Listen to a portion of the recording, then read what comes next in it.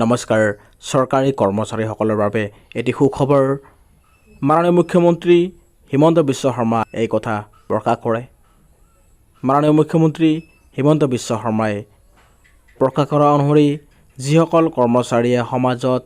সততা আৰু নিষ্ঠাৰে কাম কৰি আহিছে তেওঁলোকৰ যিটো 60 বছৰীয়া কাৰ্যকাল আছিল সেই কাৰ্যকাল বৃদ্ধি কৰি তেওঁলোকৰ 61 ইয়াৰ্ছ কৰা হৈছে সমাজৰ কিছুমান দুৰ্নীতি আৰু কিছুমান বেয়া কৰ্মৰ পৰা মানুহক কিছুমানে মডেল হিচাপে কাম কৰি আছে এই সকলক দুৰ্নীতি আৰু বেয়া কৰ্মৰ পৰা আঁতৰত ৰাখিছে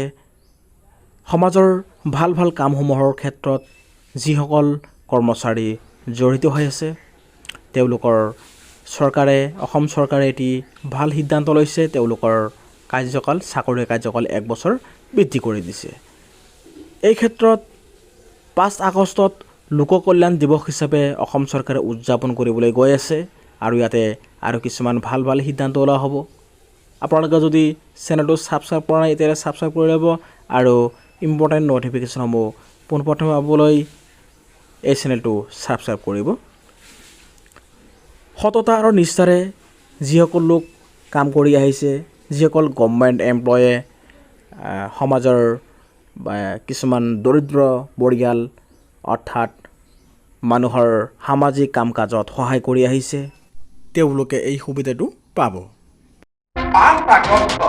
আমি লোক কল্যাণ দিৱস পালন কৰোঁ এই দিনটোৰ তাৎপৰ্য কি যে অসমৰ প্ৰথমগৰাকী মুখ্যমন্ত্ৰী গোপীনাথ বৰদলৈৰ পুণ্যতিথি এই তিথিটো অসম চৰকাৰে এই বছৰৰ পৰা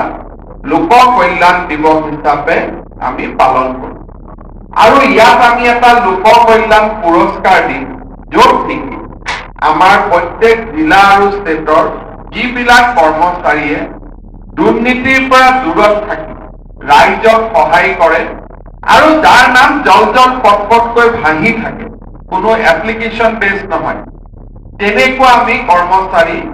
সকলক আমি সম্বৰ্ধনা জনাম আৰু তেওঁলোকক চাকৰিৰ কাৰ্যকাল আমি 1 বছৰলৈকে বৃদ্ধি কৰিম